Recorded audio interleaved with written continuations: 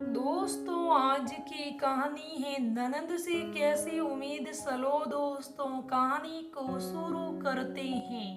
ननंद जी, कहा जाता है कि ननंद ससुराल में सहेली होती है जिसके साथ हम अपने सारे सुख दुख बांटते हैं। क्योंकि ननंद भी किसी की बहू होती है तो उसको पता होता है कि एक लड़की और बहू की क्या उम्मीदें होती हैं ससुराल से।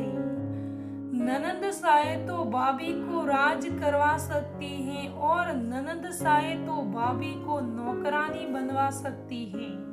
हर भाभी को बहुत सी उम्मीदें होती हैं अपनी ननंद से। तो सुनो ननंद जी, मुझे भी बहुत सी उम्मीदें हैं आपसे, पर आपकी भी बहुत बड़ी भूमिका है। मुझे मेरे ससुराल में जगह ना मिलने की बहुत सी उम्मीदें थी आपसे, पर आपने भी मेरा साथ ना दिया। जब मैं शादी करके अपने ससुराल आई तो आपका कहना था, भाभी मैं सारे पैसे जो भी मेरे मायके से मिलते हैं अपनी सास को देती हूँ।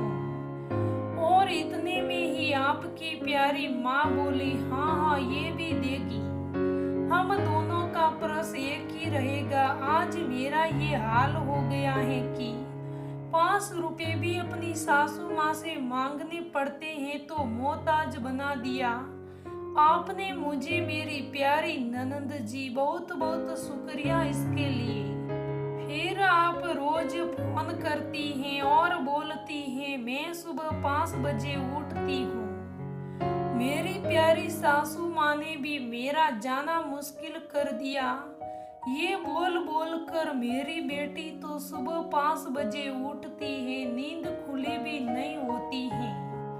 अभी अच्छे से की फोन की घंटी बज रही होती है, देखो तो किसका फोन, प्यारी ननंद जी का होता है।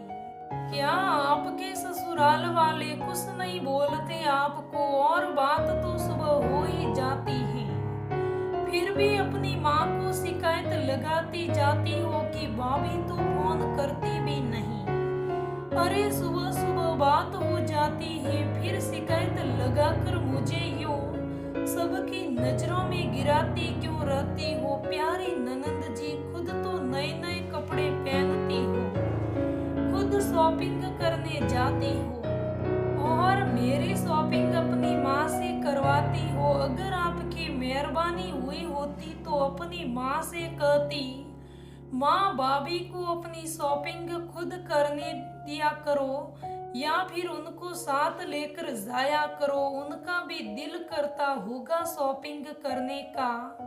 वो बहू है आपके घर की, कोई नौकरानी नहीं जो आप लाकर उसे दे दो। उसकी भी अपनी पसंद नापसंद होगी, पर नहीं, इसके लिए भी आपकी मेहरबानी। आपने मेरी पसंद नापसंद को कोई ज्यादा अहमियत नहीं देने दी। जब आपने अपने मायके आती हैं बोलती हैं, भाभी मुन्ना सो रहा है जरा ध्यान रखना, मैं माँ के साथ थोड़ी शॉपिंग करने जा रही हूँ। तो बताओ ननंद जी, आपकी नौकरानी है जो आप अपनी माँ के साथ ऐसा करने जाओ और पीछे से भाभी आपके लिए खाना बना कर रखे और मुन्ने का भी ध्यान रखे। आप साथी तो अपनी माँ को घर छोड़कर मुझे लेकर जा सकती थी, पर अहमियत तो माँ को ही दी जाती है।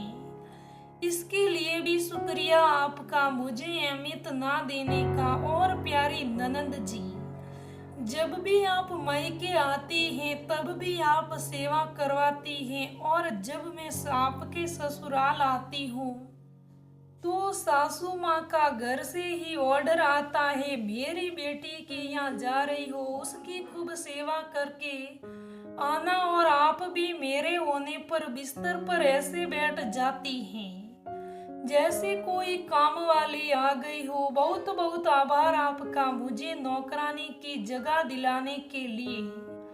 कभी भी आपने ये नहीं कहा, भाभी आप बैठो मैं आपकी सेवा करती हूँ।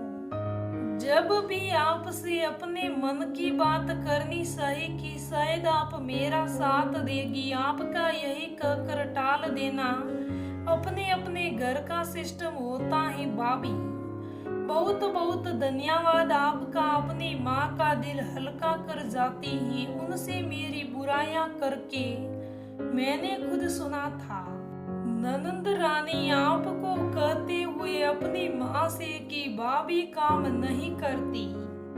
अपनी माँ से तो मेरी शिकायत सुन ली हो, जब मैंने अपने मन की कहानी सही तो आपका ये कहना मैं आप लोगों के बीच नहीं आती, ये आप लोगों के घर का मामला है।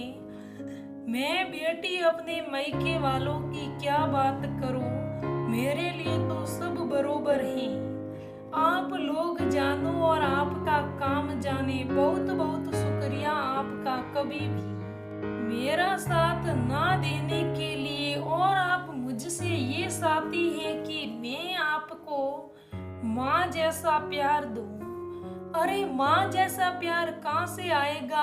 आपने कभी बेटी का तो क्या ननंद का भी फर्ज नहीं निभाया, तो मेरे दिल में एक माँ जैसा प्यार कहाँ से आएगा? ये आपका कहना भाभी भी माँ होती है, बस ये सब शब्दों में ही होता है, रियल लाइफ में ये कभी नहीं हो सकता और होता भी नहीं।